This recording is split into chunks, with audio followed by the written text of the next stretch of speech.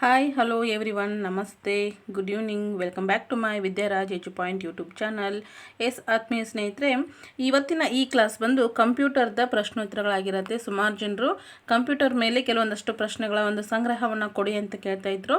So ಹಾಗಾಗಿ ಇವತ್ತು computer ಬಗ್ಗೆ ಕೆಲವೊಂದಷ್ಟು ಸುಮಾರು 10 ಪ್ರಶ್ನೆಗಳು ಮತ್ತು ವಿವರಣೆ ಸಮೇತ ನಾವು ನೋಡ್ಕೊಂಡು ಬರೋಣ.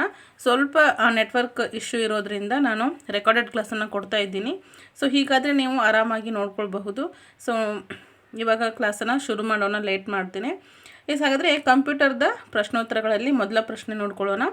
ಈ ಕೆಳಗಿನವುಗಳಲ್ಲಿ ಯಾವುದು ಮೊದಲ ಕಾರ್ಯಾಚರಣೆಯ ಪ್ಯಾಕೆಟ್ ಸ್ವಿಚಿಂಗ್ ನೆಟ್ವರ್ಕ್ ಮತ್ತು ಇಂಟರ್ನೆಟ್ನ ಪೂರ್ವವರ್ತಿಯಾಗಿದೆ ಅಂತಕ್ಕಂಥದ್ದು? ಆಪ್ಷನ್ಸ್ ಇದೆ ರೀ: ಟೆಲ್ನೆಟ್, ಅರ್ಪಾಟ್ ನೆಟ್ ಮತ್ತು ಯುಸೆನೆಟ್, ಅಲೋಹಾನೆಟ್ ಅಂತಕ್ಕಂಥದ್ದು. ನಿಮಗೆ ಲೈವ್ ಕ್ಲಾಸನ್ನು ತಗೊಳ್ಳುವಾಗ ಹೇಗೆ ಒಂದು ಸಮಯವನ್ನು ಇಲ್ಲಿ ಕೊಡ್ತಾ ಇದ್ದೋ, ಸೊ ಅದೇ ರೀತಿ ಇಲ್ಲಿ ಕೂಡ ನೀವು ಸ್ವಲ್ಪ ಟೈಮನ್ನು ತಗೊಂಡು ನೀವೇನು ಮಾಡ್ಬೋದು, ಮೊದಲ ಪ್ರಶ್ನೆಗೆ so option A B C ಡಿನಲ್ಲಿ ಯಾವುದು ಸರಿ ಉತ್ತರ ಆಗುತ್ತೋ ಅದನ್ನು ಖಂಡಿತ ನೀವು ಒಂದನೇ ಪ್ರಶ್ನೆಗೆ ಈ ರೀತಿ ಆಪ್ಷನ್ ಅಂತ ನೀವು ಖಂಡಿತ ಕಮೆಂಟಲ್ಲಿ ಬರೆದು ಹಾಕಿ. ಏನಾದರೂ ಡೌಟ್ಸ್ ಇದ್ದರೆ ಕೇಳೋದಿದ್ರು ಕೂಡ ಕಮೆಂಟಲ್ಲಿ ಹಾಕಿ. ನಾನು ಆನಂತರ ನಿಮ್ಮ ಎಲ್ಲ ಕಮೆಂಟ್ಸ್ಗಳನ್ನು ಓದಿ ಆ ತಕ್ಷಣವೇ ನಿಮಗೆ ರಿಪ್ಲೈ ಕೊಡಲಿಕ್ಕೆ ಟ್ರೈ ಮಾಡ್ತೀನಿ. ವಿಡಿಯೋನ ಎಲ್ಲಿ ಕೂಡ ಸ್ಕಿಪ್ ಮಾಡದೆ ಪೂರ್ತಿಯಾಗಿ ನೋಡ್ಕೊಂಡು ಬನ್ನಿ. ಹಾಗೆ ವಿಡಿಯೋ ನೋಡ್ತಾ ನಿಮಗೆ ವಿಡಿಯೋ ಇಷ್ಟ ಆಗಿದ್ದರೆ, ಕ್ಲಾಸ್ ಇಷ್ಟ ಆಗಿದ್ದರೆ ಲೈಕ್ ಮಾಡಿ. ಹೊಸಬ್ರು ಯಾರಾದರೂ ಇದೇ ಮೊದಲು ಬಾರಿಗೆ ನೀವೇನಾದರೂ ನಮ್ಮ ಚಾನಲ್ ನೋಡ್ತಾ ಇದ್ದರೆ ಸಬ್ಸ್ಕ್ರೈಬ್ ಮಾಡಿಕೊಂಡು ಬೆಲ್ ಐಕಾನನ್ನು ಕ್ಲಿಕ್ ಮಾಡಿ. ಆಗಿದ್ದರೆ ಈ ಪ್ರಶ್ನೆಗೆ ಉತ್ತರ ನೋಡೋಣ.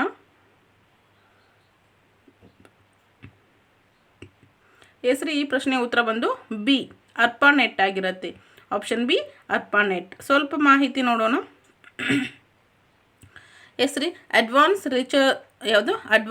ರಿಸರ್ಚ್ ಪ್ರಾಜೆಕ್ಟ್ ಏಜೆನ್ಸಿ ನೆಟ್ವರ್ಕ್ ಅಥವಾ ಅರ್ಪಾನೆಟ್ ವಿತರಿಸಿದ ನಿಯಂತ್ರಣದೊಂದಿಗೆ ಮೊದಲ ವಿಶಾಲ ಪ್ರದೇಶದ ಪ್ಯಾಕೆಟ್ ಸ್ವಿಚಿಂಗ್ ನೆಟ್ವರ್ಕ್ ಇದು ಆಗಿರುತ್ತೆ. ಯಾವುದು? ಅರ್ಪಾನೆಟ್ ಅಂತಕ್ಕಂಥದ್ದು. ಇದು ಇಂಟರ್ನೆಟ್ನ ಪೂರ್ವವರ್ತಿಯಾಗಿರುತ್ತೆ. ಇದು TCP ಬಾರ್ IP ಪ್ರೋಟೋಕಾಲ್ ಸೂಟನ್ನು ಸಹ ಕಾರ್ಯಗತಗೊಳಿಸಿದಂತಹ ಮೊದಲ ನೆಟ್ವರ್ಕ್ಗಳಲ್ಲಿ ಒಂದಾಗಿರುತ್ತೆ. ಇದು ಇಂಟರ್ನೆಟ್ನ ತಾರ್ಕಿಕವಾದಂತಹ ಅಡಿಪಾಯ ಆಗಿರುತ್ತೆ. ಓಕೆನಾ? ಹಾಗಾದರೆ ಎರಡನೇ ಪ್ರಶ್ನೆ ನೋಡೋಣ. ಎರಡನೇ ಪ್ರಶ್ನೆ ಬಂದು ಸಾಫ್ಟ್ವೇರ್ ಕಂಪನಿಗಳು ವಿಧಿಸಿರುವ ನಿರ್ಬಂಧಿತ ಪರವಾನಗಿಗಳಿಂದ ಬಳಕೆದಾರರನ್ನು ಮುಕ್ತಿಗೊಳಿಸುವ ಸಾಫ್ಟ್ವೇರನ್ನು ಅಭಿವೃದ್ಧಿಪಡಿಸಲು ಸೆಪ್ಟೆಂಬರ್ 1983ರಲ್ಲಿ ಫ್ರೀ ಸಾಫ್ಟ್ವೇರ್ ಆಂದೋಲನ ಮತ್ತು ಗ್ನೋ ಪ್ರಾಜೆಕ್ಟನ್ನು ಪ್ರಾರಂಭಿಸಿದವರಲ್ಲಿ ಯಾರು ಹೆಸರುವಾಸಿಯಾಗಿದ್ದಾರೆ? ಆಪ್ಷನ್ಸ್ ನೋಡ್ಕೊಳ್ರಿ: ಜಾರ್ಜ್ CF ಗ್ರೀವ್, ಬೆಂಜಮಿನ್ ಮಾಕೋಹಿಲ್, Richard Stallman, Robert J Chassell ಅಂತಕ್ಕಂಥವ್ರು. ಖಂಡಿತ ನಿಮ್ಮ ಉತ್ತರವನ್ನು ಕಮೆಂಟಲ್ಲಿ ಬರೆದು ತಿಳಿಸಿ ಸ್ನೇಹಿತರೆ. ಸೊ 2-3 ಡೇಸ್ ನಿಮಗೆ ಸಾಧ್ಯ ಆದರೆ ರೆಕಾರ್ಡೆಡ್ ಕ್ಲಾಸನ್ನು ಕೊಡ್ತೀನಿ. ನೆಟ್ವರ್ಕು ಸರಿ ಇಲ್ಲ ಅಲ್ವಾ? ಸೊ ಹಾಗಾಗಿ ನೋಡೋಣ, ನಾಳೆ ದಿನ ಸಾಧ್ಯ ಆದರೆ ಲೈವ್ ಕ್ಲಾಸನ್ನು ಮಾಡ್ತೀನಿ. ಇಲ್ಲ ಅಂದರೆ ಆ್ಯಸ್ ಇಟ್ ಈಸ್ ಡೈಲಿ ಏನು ಕ್ಲಾಸ್ ಬರುತ್ತಲ್ವ 1 ಗಂಟೆ ಅಥವಾ 12ವರೆಗೆ ನಾನು ನಿಮ್ಗೆ ಏನು ಮಾಡ್ತೀನಿ, ಖಂಡಿತ ರೆಕಾರ್ಡೆಡ್ ಕ್ಲಾಸನ್ನು ಕೊಡ್ತೀನಿ. ಹಾಗಾದರೆ ಎರಡನೇ ಪ್ರಶ್ನೆಗೆ ಉತ್ತರ ಸ್ನೇಹಿತರೆ ಆಪ್ಷನ್ ಸಿ ರೀ. ಆಪ್ಷನ್ ಸಿ, ರಿಚರ್ಡ್ ಸ್ಟಾಲ್ಮನ್ ಅಂತಕ್ಕಂಥದ್ದು. ಹಾಗಾದರೆ ಸ್ವಲ್ಪ ಮಾಹಿತಿ ನೋಡ್ಕೊಳ್ಳೋಣ. ರಿಚರ್ಡ್ ಸ್ಟಾಲ್ಮನ್ ಅವರು ಸೆಪ್ಟೆಂಬರ್ 1983ರಲ್ಲಿ ಉಚಿತ ಸಾಫ್ಟ್ವೇರ್ ಚಳವಳಿಯನ್ನು ಪ್ರಾರಂಭಿಸ್ತಾರೆ. ಯಾರು? ರಿಚರ್ಡ್ ಸ್ಟಾಲ್ಮನ್ ಅಂತಕ್ಕಂಥವ್ರು. ಅದರ ಜೊತೆಗೆ GNU ಯೋಜನೆಯನ್ನು ಕೂಡ ಇವರು ಸ್ಥಾಪಿಸ್ತಾರೆ. ಬಳಕೆದಾರರು ಬಳಸಲು, ಮಾರ್ಪಡಿಸಲು ಮತ್ತು ನಿರ್ಬಂಧಗಳು ಇಲ್ಲದೆ ವಿತರಿಸಬಹುದಾದಂತಹ ಉಚಿತ ಆಪರೇಟಿಂಗ್ ಸಿಸ್ಟಮ್ ಮತ್ತು ಸಾಫ್ಟ್ವೇರನ್ನು ಕೂಡ ರಚಿಸೋದು ಇವರ ಒಂದು ಗುರಿಯಾಗಿರುತ್ತೆ. GNU ಯೋಜನೆಯು ಅಗತ್ಯವಾದಂತಹ ಪರಿಕರಗಳ ಅಭಿವೃದ್ಧಿಗೆ ಮತ್ತು ಕಪಿಲಿಸ್ಟ್ ಪರಿಕಲ್ಪನೆಗೆ ಕಾರಣವಾಯಿತು ಅಂತಕ್ಕಂಥದ್ದು. ಇದು ಸಾಫ್ಟ್ವೇರ್ ಮುಕ್ತವಾಗಿ ಉಳಿಯಲು ಅನುವನ್ನು ಮಾಡಿಕೊಡುತ್ತೆ. ಅದರ ಜೊತೆಗೆ ಸಾಫ್ಟ್ವೇರ್ನ ಸ್ವತಂತ್ರಕ್ಕಾಗಿ ಸ್ಟಾಲ್ಮನ್ನರ ಸಮರ್ಥನೆಯು ಸಹ ಮುಖ್ಯವಾಗಿ ಮುಕ್ತ ಮೂಲ ಚಳುವಳಿ ಮತ್ತು ಸಾಫ್ಟ್ವೇರ್ ಉದ್ಯಮದ ಮೇಲೆ ಪ್ರಭಾವ ಬೀರಲಿಕ್ಕೆ ಇದು ಸಹಾಯ ಆಗುವಂಥದ್ದು. ಕ್ಲಿಯರ್ ಆಯ್ತಲ್ವಾ? ಮೂರನೇ ಪ್ರಶ್ನೆ ನೋಡೋಣ. ಓಕೆ, ಮೂರನೇ ಪ್ರಶ್ನೆ, ಕೆಳಗಿನವುಗಳಲ್ಲಿ ಯಾವುದು CPU-ನಲ್ಲಿದೆ? ಅಂದರೆ CPU-ನಲ್ಲಿ ಈ ಕೆಳಗಿನವುಗಳಲ್ಲಿ ಯಾವುದಿದೆ ಅಂತ? ಪ್ರಾಥಮಿಕ ಸ್ಮರಣೆ, ಮಾಧ್ಯಮಿಕ ಸ್ಮರಣೆ ಅಥವಾ ದ್ವಿತೀಯ ಸ್ಮರಣೆ, ಮೌಸ್ ಆ್ಯಂಡ್ ಕೀಬೋರ್ಡ್ ಅಂತಕ್ಕಂಥದ್ದು.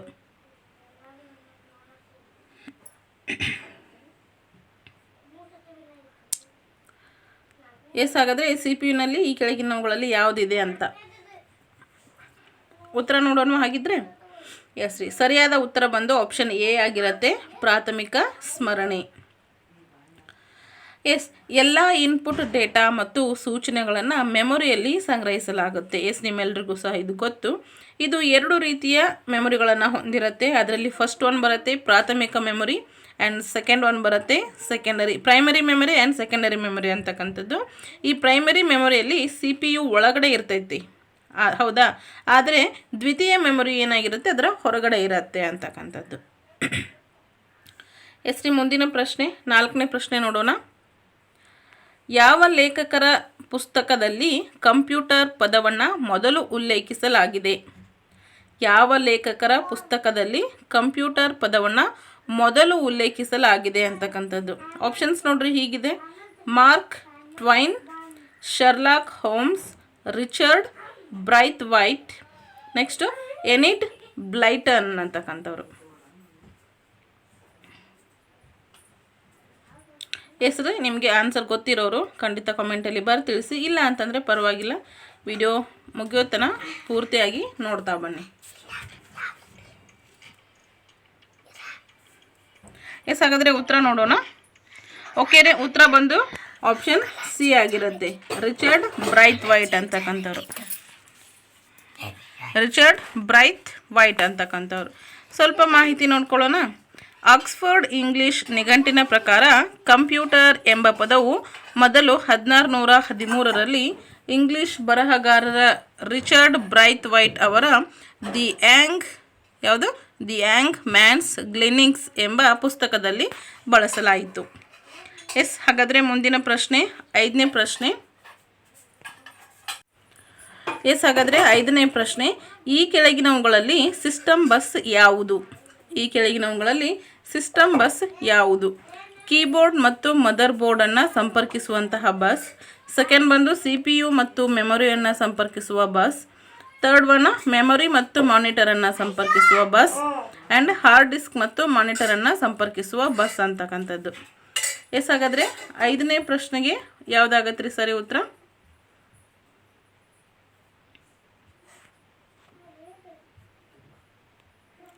ಎಸ್, ಆನ್ಸರ್ ಮಾಡಲಿಕ್ಕೆ ನಿಮಗೆ ಸ್ವಲ್ಪ ಟೈಮ್ ಬೇಕಲ್ವಾ? ಎಸ್, ಸಿಸ್ಟಮ್ ಬಸ್ ಯಾವುದು? ಓಕೆ ರೀ, ಉತ್ತರ ನೋಡೋಣ. ಎಸ್, ಸರಿಯಾದ ಉತ್ತರ ಬಂದು ಆಪ್ಷನ್ ಬಿ ರೀ, ಸಿ ಪಿ ಯು ಮತ್ತು ಮೆಮೊರಿಯನ್ನು ಸಂಪರ್ಕಿಸುವ ಬಸ್ ಆಗಿರುತ್ತೆ.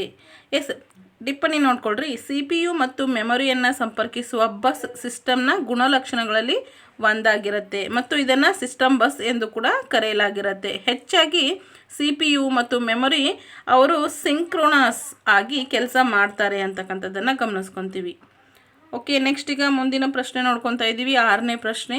ಈ ಕೆಳಗಿನ ಯಾವ ರಿಜಿಸ್ಟರ್ಗಳು ಡೇಟಾ ಮತ್ತು ವಿಳಾಸ ಎರಡನ್ನೂ ಸಹ ಹಿಡಿದಿಟ್ಟುಕೊಳ್ಳಬಹುದು?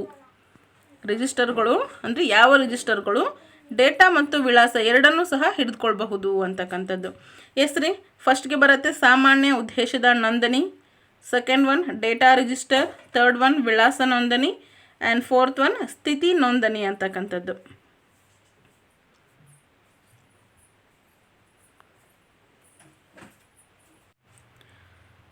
ಎಸ್, ಹಾಗಾದರೆ ಯಾವುದಾಗತ್ತೆ ರೀ ಉತ್ತರ ನೋಡ್ಕೊಳ್ಳೋಣವಾ? ಎಸ್, ನಿಮಗೆ ಸ್ವಲ್ಪ ಟೈಮ್ ಬೇಕಂತಂದರೆ ವಿಡಿಯೋನ ಪಾಸ್ ಮಾಡಿ ಪ್ರಶ್ನೆನ ಒಂದು ಬಿಟ್ಟು ಮತ್ತೊಂದು ಸರಿ ಚೆನ್ನಾಗಿ ಓದ್ಕೊಳ್ಳಿ. ಓಕೆ, ಆಪ್ಷನ್ಸನ್ನು ಕೂಡ ಚೆನ್ನಾಗಿ ನೋಡ್ಕೊಳ್ಳಿ, ಯಾಕಂದರೆ ಸ್ವಲ್ಪ ನಾನು ಫಾಸ್ಟಾಗಿ ಹೇಳ್ತಾ ಇರ್ತೀನಿ, ನೀವು ಬೇಕಂತಂದರೆ ಸ್ಲೋ ಕೂಡ ಮಾಡ್ಕೊಳ್ಬಹುದು. ಓಕೆನಾ? ಎಸ್, ಹಾಗಾದರೆ ಉತ್ತರ ನೋಡ್ಕೊಳ್ಳೋಣ. ಆಪ್ಷನ್ ಎ ರೀ, ಯಾವ ರಿಜಿಸ್ಟರ್ಗಳು ಡೇಟಾ ಮತ್ತು ವಿಳಾಸವನ್ನು ಹಿಡಿದಿಟ್ಕೊಳ್ಳುತ್ತೆ ಎರಡನ್ನು ಅಂದರೆ ಸಾಮಾನ್ಯ ಉದ್ದೇಶದ ನೋಂದಣಿ ಅಂತಕ್ಕಂಥದ್ದು. ಆಪ್ಷನ್ ಎ ಸರಿ ಉತ್ತರ ಆಗುತ್ತೆ. ಸ್ವಲ್ಪ ಮಾಹಿತಿ ನೋಡ್ಕೊಳ್ಳೋದಾದರೆ ಸಾಮಾನ್ಯ ಉದ್ದೇಶದ ರಿಜಿಸ್ಟರ್ ಡೇಟಾ ಮತ್ತು ವಿಳಾಸ ಎರಡನ್ನು ಹಿಡಿದಿಟ್ಟುಕೊಳ್ಳುತ್ತೆ, ಅಂದರೆ ಅವು ಸಂಯೋಜಿತ ಡೇಟಾ ಅಥವಾ ಸಂಯೋಜಿತ ವಿಳಾಸದ ರಿಜಿಸ್ಟರ್ಗಳಾಗಿರುತ್ತೆ ಅಂತಕ್ಕಂಥದ್ದು. ಓಕೆನಾ? ಎಸ್ ರೀ, ನೆಕ್ಸ್ಟ್ ಬರುತ್ತೆ 7ನೇ ಪ್ರಶ್ನೆ. ಎಡ್ವ್ಯಾಕ್ ಆರಂಭಿಕ ಎಲೆಕ್ಟ್ರಾನಿಕ್ ಕಂಪ್ಯೂಟರ್ಗಳಲ್ಲಿ ಒಂದಾಗಿದೆ. ಇದರ ಪೂರ್ಣ ರೂಪ ಏನು? ಎಸ್ ರೀ, ನಾನು ಕಂಪ್ಯೂಟರ್ದ ಕ್ಲಾಸನ್ನು ಹೇಳುವಂಥ ಸಂದರ್ಭದಲ್ಲಿ ಎಡ್ವ್ಯಾಕ್, ಎನಿಯಾಕ್, ಯುನಿವ್ಯಾಕ್, ಓಕೆ, ಮತ್ತು ಎಡ್ಸ್ಯಾಕ್ ಇದು ಎಲ್ಲದರದ್ದು ಸಹ ಪೂರ್ಣ ರೂಪವನ್ನು ನಿಮ್ಗೆ ತಿಳಿಸ್ಕೊಟ್ಟಿದ್ದೀನಿ. ಯಾರೆಲ್ಲ ಇದುವರೆಗೂ ಕಂಪ್ಯೂಟರ್ ಮೇಲಿರ್ತಕ್ಕಂತಹ ಲೆಸನ್ಸ್ಗಳನ್ನು, ಅದ್ರ ಮೇಲಿರ್ತಕ್ಕಂತಹ MCQs ಕ್ವಶನ್ಸ್ಗಳನ್ನು ಯಾರೆಲ್ಲ ನೋಡಿಲ್ಲ, ಖಂಡಿತ ಅದನ್ನು ನೀವು ತಪ್ಪದೆ ನೋಡಲೇಬೇಕು. ನಾಳೆ ಬರ್ತಕ್ಕಂತಹ VAO ಎಕ್ಸಾಮ್ಗೆ, HSTR, GPSTR, ಈವನ್ PSTಗೆ ಆಲ್ಸೋ ಓಕೆ, ನಿಮಗೆ ವೆರಿ ಇಂಪಾರ್ಟೆಂಟ್ ಆ ಎಲ್ಲ ಕ್ವಶನ್ಸ್ಗಳು. ಸುಮಾರು ನಿಯರ್ ಒಂದು 500 ಕ್ವಶನ್ಸ್ ಮೇಲೇ ಆಗುತ್ತೆ ಅಂತ ಹೇಳ್ಬೋದು. ಅಷ್ಟು ಪ್ರಶ್ನೆಗಳ ಸಂಗ್ರಹ ಇದೆ, ಖಂಡಿತ ಅದನ್ನು ನೋಡಿ ಸ್ನೇಹಿತರೆ. ಹಾಗಾದರೆ ಎಡ್ವ್ಯಾಕ್ದ ಪೂರ್ಣ ರೂಪ ಏನಾಗುತ್ತೆ ರೀ? Electronic diverse variable automatic computer ಆಗುತ್ತಾ? ಅಥವಾ option B electronic digital variable automatic computer ಆಗುತ್ತಾ? ಆ್ಯಂಡ್ ಆಪ್ಷನ್ ಸಿ ಬಂದು ಎಲೆಕ್ಟ್ರಾನಿಕ್ ಡೇಟಾ ವೇರಿಯೇಬಲ್ ಸ್ವಯಂಚಾಲಿತ ಕಂಪ್ಯೂಟರ್ ಆಗುತ್ತಾ? And option D electronic discrete variable ಸ್ವಯಂಚಾಲಿತ ಕಂಪ್ಯೂಟರ್ ಆಗುತ್ತಾ? ಯಾವುದಾಗುತ್ತೆ?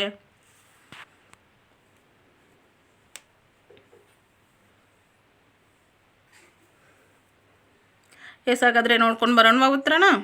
ಎಷ್ಟೇ ಆಪ್ಷನ್ ಡಿ ಇದೆ ನೋಡಿ ಸ್ನೇಹಿತರೆ. Option D electronic discrete variable ಸ್ವಯಂಚಾಲಿತ ಅಂದರೆ ಆಟೋಮ್ಯಾಟಿಕ್ ಕಂಪ್ಯೂಟರ್ ಅಂತ ಹೇಳ್ತೀವಿ.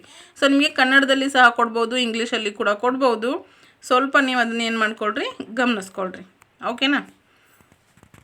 ಹಾಗಾದರೆ ಎಡ್ವ್ಯಾಕ್ ಅಥವಾ ಎಲೆಕ್ಟ್ರಾನಿಕ್ ಡಿಸ್ಕ್ರಿಟ್ ವೇರಿಯೇಬಲ್ ಸ್ವಯಂಚಾಲಿತ ಅಥವಾ ಆಟೋಮ್ಯಾಟಿಕ್ ಕಂಪ್ಯೂಟರ್ ಆರಂಭಿಕ ಎಲೆಕ್ಟ್ರಾನಿಕ್ ಕಂಪ್ಯೂಟರ್ಗಳಲ್ಲಿ ಒಂದಾಗಿರುತ್ತೆ. ಇದು ಬೈನರಿ ಮತ್ತು ಸಂಗ್ರಹಿತ ಪ್ರೋಗ್ರಾಮ್ನ ಕಂಪ್ಯೂಟರ್ ಆಗಿತ್ತು ಅನ್ನೋದು ಗಮನದಲ್ಲಿ ಇರಲಿ.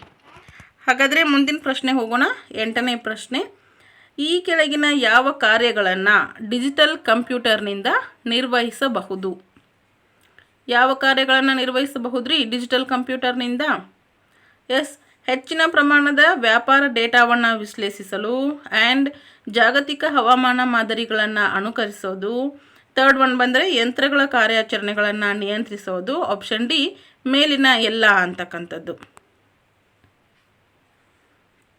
ಹಾಗಾದರೆ ಯಾವುದಾಗತ್ತೆ?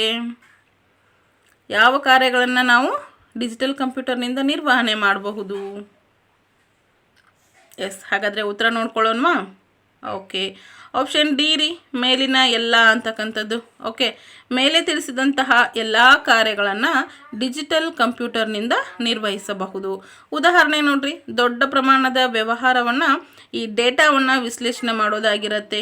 ಜಾಗತಿಕ ಹವಾಮಾನ ಮಾದರಿಗಳ ಒಂದು ಸಿಮ್ಯುಲೇಷನ್ ಆಗಿರುತ್ತೆ. ಯಂತ್ರಗಳ ಕಾರ್ಯಾಚರಣೆಗಳ ಒಂದು ನಿಯಂತ್ರಣ ಕೂಡ. ಓಕೆ, ಈ ಎಲ್ಲ ಅಂಶಗಳನ್ನು ಸಹ ಇದು ಯಾವುದು ಒಳಗೊಂಡಿರತ್ತೆ ರೀ? ಡಿಜಿಟಲ್ ಕಂಪ್ಯೂಟರ್ ಒಳಗೊಂಡಿರುತ್ತೆ. ಹೌದಲ್ವಾ? ನೆಕ್ಸ್ಟ್ ಬರ್ತೀವಿ ಈಗ 9ನೇ ಪ್ರಶ್ನೆಗೆ. ಹೈಬ್ರಿಡ್ ಕಂಪ್ಯೂಟರ್ನಲ್ಲಿ ಡಿಜಿಟಲ್ದ ಘಟಕದ ಕಾರ್ಯವೇನು? ಹೈಬ್ರಿಡ್ ಕಂಪ್ಯೂಟರ್ನಲ್ಲಿ ಡಿಜಿಟಲ್ ಘಟಕದ ಕಾರ್ಯವೇನು ಅಂತಕ್ಕಂಥದ್ದು. ಯಾವುದಿರತ್ತೆ ರೀ ಕಾರ್ಯ? ಆಪ್ಷನ್ಸನ್ನು ನೋಡ್ಕೊಳ್ರಿ. ನಿಯಂತ್ರಕ, ಸಂಗ್ರಹಣೆ, ಡಿಫ್ರೆನ್ಷಿಯಲ್ ಸಮೀಕರಣಗಳ ಪರಿಹಾರ ಆ್ಯಂಡ್ ಈ ಮೇಲಿನ ಎಲ್ಲ ಅಂತಕ್ಕಂಥದ್ದು.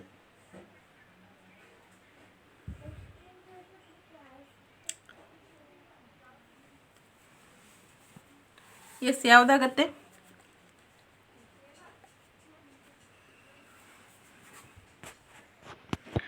ಉತ್ತರ ನೋಡೋಣ. ಹಾಗಿದ್ರೆ ಆಪ್ಷನ್ ಎ ರೀ, ನಿಯಂತ್ರಕ ಅಂತಕ್ಕಂಥದ್ದು. ಹೈಬ್ರಿಡ್ ಕಂಪ್ಯೂಟರ್ನಲ್ಲಿ ಡಿಜಿಟಲ್ ಘಟಕದ ಕೆಲಸ ಬಂದು ನಿಯಂತ್ರಕ ಆಗಿರುತ್ತೆ. ಹೌದಲ್ವಾ? ಹೈಬ್ರಿಡ್ ಕಂಪ್ಯೂಟರ್ನಲ್ಲಿರ್ತಕ್ಕಂತಹ ಡಿಜಿಟಲ್ ಘಟಕವು ನಿಯಂತ್ರಕವಾಗಿ ಕಾರ್ಯವನ್ನು ನಿರ್ವಹಿಸುತ್ತೆ ಮತ್ತು ತಾರ್ಕಿಕ ಮತ್ತು ಸಂಖ್ಯಾತ್ಮಕ ಕಾರ್ಯಾಚರಣೆಗಳನ್ನು ಇದು ಒದಗಿಸುತ್ತೆ ಅಂತಕ್ಕಂಥದ್ದು. ಹಾಗಾದರೆ ಮುಂದಿನ ಪ್ರಶ್ನೆ ನೋಡ್ಕೊಳ್ಳೋಣ ಸ್ನೇಹಿತರೆ. ರೀ, ಈ ಒಂದು ಕ್ಲಾಸ್ನ 10ನೇ ಪ್ರಶ್ನೆ ಆ್ಯಂಡ್ ಕೊನೆಯ ಪ್ರಶ್ನೆ ಇದಾಗಿರುತ್ತೆ. ಓಕೆ, 10ನೇ ಪ್ರಶ್ನೆ ನೋಡ್ಕೊಳ್ಳೋಣ. ಕಂಪ್ಯೂಟರ್ ಪ್ರೋಗ್ರಾಮ್ಗೆ ಬದಲಾವಣೆಗಳ ಒಂದು ಸೆಟ್ ಮತ್ತು ಅದನ್ನು ನವೀಕರಿಸಲು, ಸರಿಪಡಿಸಲು ಅಥವಾ ಸುಧಾರಿಸಲು ವಿನ್ಯಾಸಗೊಳಿಸಲಾದ ಅದರ ಪೋಷಕ ಡೇಟಾ ಈ ಪದಕ್ಕೆ ನೀಡಿದ ಹೆಸರೇನು? ಯಾವುದ್ರಿ? ಹಾಗಿದ್ರೆ ಪ್ಯಾಚಿಂಗ್, ಬಗ್ಗಿಂಗ್ ಮತ್ತು ಡಿಫ್ರಾಗ್ಮೆಂಟೇಷನ್ ಮೇಲಿನ ಎಲ್ಲ. ಯಾವುದಾಗತ್ತೆ ರೀ? ಉತ್ತರ ನೋಡೋಣ. ಹಾಗಿದ್ರೆ ಓಕೆ, ಆಪ್ಷನ್ ಎ ರೀ, ಪ್ಯಾಚಿಂಗ್ ಅಂತಕ್ಕಂಥದ್ದು. ಸ್ವಲ್ಪ ಇನ್ಫಾರ್ಮೇಷನ್ ನೋಡ್ಕೊಳ್ಳೋಣ. ಪ್ಯಾಚ್ ಎನ್ನುವುದು ಕಾರ್ಯಗತಗೊಳಿಸಬಹುದಾದಂತಹ ಪ್ರೋಗ್ರಾಮ್ನ ಕೋಡ್ಗೆ ಪ್ಯಾಚ್ ಮಾಡಲಾದ ಕೋಡನ್ನು ಒಳಗೊಂಡಿರುವ ಸಾಫ್ಟ್ವೇರ್ ನವೀಕರಣ ಆಗಿರುತ್ತೆ. ಪ್ಯಾಚಿಂಗ್ನಂತಹ ಪ್ರಮುಖ ನಿರ್ವಹಣೆಯನ್ನು ನಿರ್ವಹಿಸಿದಾಗ ಮೊದಲ ಹಂತವಾಗಿ ಬ್ಯಾಕಪ್ಪನ್ನು ಶಿಫಾರಸು ಮಾಡಲಾಗತ್ತೆ ಅಂತಕ್ಕಂಥದ್ದು ಇದ್ರ ಮೇಲಿರ್ತಕ್ಕಂತಹ ಇನ್ಫಾರ್ಮೇಷನ್ ಆಗಿರುತ್ತೆ. ಸ್ನೇಹಿತರೆ, ನಾನು 10 ಪ್ರಶ್ನೆಗಳನ್ನು ತೊಗೊಂಡು ಬಂದಿದ್ದೆ. ಐ ಥಿಂಕ್ ಈ ಎಲ್ಲ ಮಾಹಿತಿ ಖಂಡಿತ ನಿಮಗೆ ಇಷ್ಟ ಆಗಿದೆ ಅಂತ ಭಾವಿಸ್ತೀನಿ. ಖಂಡಿತ ನಿಮಗೆ ಇಷ್ಟ ಆಗಿದ್ದರೆ ಪ್ಲೀಸ್ ಎಲ್ಲರೂ ಕೂಡ ನಮ್ಮ ಒಂದು ಕ್ಲಾಸ್ಗೆ ಈ ಒಂದು ವಿಡಿಯೋಗೆ ಲೈಕ್ ಕೊಡಿ ಎಲ್ಲರೂ ಕೂಡ. ಅದೇ ರೀತಿ ಯಾರಾದರೂ ಹೊಸಬ್ರು ಇದೇ ಮೊದಲ ಬಾರಿಗೆ ನಮ್ಮ ಕ್ಲಾಸನ್ನು ನೋಡ್ತಾ ಇದ್ದರೆ ಖಂಡಿತ ನಿಮಗೆ ಯೂಸ್ಫುಲ್ ಆದಂತಹ ಒಳ್ಳೆ ಕಂಟೆಂಟ್ದ ವಿಡಿಯೋಗಳು ಖಂಡಿತ ನಿಮಗೆ ಸಿಗತ್ತೆ. ಸೊ ನಿಮ್ಮ ಎಲ್ಲ ಒಂದು ಕಮೆಂಟ್ಸ್ಗಳನ್ನು ಸಹ ನಾನು ಅಕ್ಸೆಪ್ಟ್ ಮಾಡ್ಕೊತೀನಿ, ಅದಕ್ಕೆ ಕರೆಕ್ಟಾದಂತಹ ಒಂದು ರೆಸ್ಪಾನ್ಸ್ ಕೂಡ ಕೊಡ್ತೀನಿ. ಸೊ ನೀವು ಹೊಸಬ್ರು ಏನು ಮಾಡ್ಕೊಳ್ರಿ, ನಮ್ಮ ಚಾನಲ್ಗೆ ಮಿಸ್ ಮಾಡ್ದೇ ಸಬ್ಸ್ಕ್ರೈಬ್ ಮಾಡಿಕೊಂಡು ಬೆಲ್ ಐಕಾನನ್ನು ಕ್ಲಿಕ್ ಮಾಡಿ. ಸೊ ಇಲ್ಲಿ ನನ್ನ ಕಡೆ ಸ್ವಲ್ಪ ನಾನಿರುವಂತಹ ಸ್ಥಳದಲ್ಲಿ ಸ್ವಲ್ಪ ನೆಟ್ವರ್ಕ್ ಇಶ್ಯೂ ಇರೋದ್ರಿಂದ ನಾನು ಲೈವ್ ಕ್ಲಾಸನ್ನು ಮಾಡೋಕ್ಕಾಗ್ತಾ ಇಲ್ಲ. ಲೈವ್ ಕ್ಲಾಸ್ ಮಾಡಿದರೂ ಕೂಡ ಅದು ಸ್ವಲ್ಪ ಬ್ಲರ್ ಆಗಿ ಕಾಣ್ತಾ ಇದೆ, ಆಮೇಲೆ ವಾಯ್ಸ್ ಕೂಡ ಬ್ರೇಕ್ ಆಗ್ತಾ ಇದೆ. ಸೊ ಕೆಲವೊಂದಷ್ಟು ಪ್ರಾಬ್ಲಮ್ಗಳು ಆಗ್ತಾ ಇದೆ. 1-2-3 ಡೇಸ್ ನಿಮಗೆ ಈ ರೀತಿ ರೆಗ್ಯುಲರಾಗಿ ರೆಕಾರ್ಡೆಡ್ ಕ್ಲಾಸನ್ನು ಕೊಡ್ತಾ ಬರ್ತೀನಿ. ಸ್ವಲ್ಪ ಅಡ್ಜಸ್ಟ್ ಮಾಡ್ಕೊಳ್ರಿ. ಏನಾದರೂ ಡೌಟ್ಸ್ ಇದ್ದರೂ ಕೂಡ ಕಾಮೆಂಟಲ್ಲಿ ತಿಳಿಸಿ, ನಾನು ಅದಕ್ಕೆ ಉತ್ತರವನ್ನು ಅಲ್ಲೇ ಹಾಕ್ತೀನಿ. ಸರಿನಾ? Yes, thank you so much. ಇದೇ ರೀತಿ ನಮ್ಮೆಲ್ಲ ವಿಡಿಯೋಗಳನ್ನ ನೋಡ್ತಾ ಇರಿ, ಸಪೋರ್ಟ್ ಮಾಡ್ತಾ ಇರಿ. Thank you so much. ಮರಿದೇನೆ ಸಬ್ಸ್ಕ್ರೈಬ್ ಮಾಡ್ಕೊಳ್ರಿ, ಹಾಗೆ ಲೈಕ್ ಮಾಡಿ. ಮತ್ತೊಂದು ಉಪಯುಕ್ತ ಮಾಹಿತಿಯೊಂದಿಗೆ ಮತ್ತೆ ಸಿಗ್ತೀನಿ. Thank you. ಬಾಯ್ ಎಲ್ಲರಿಗೂ.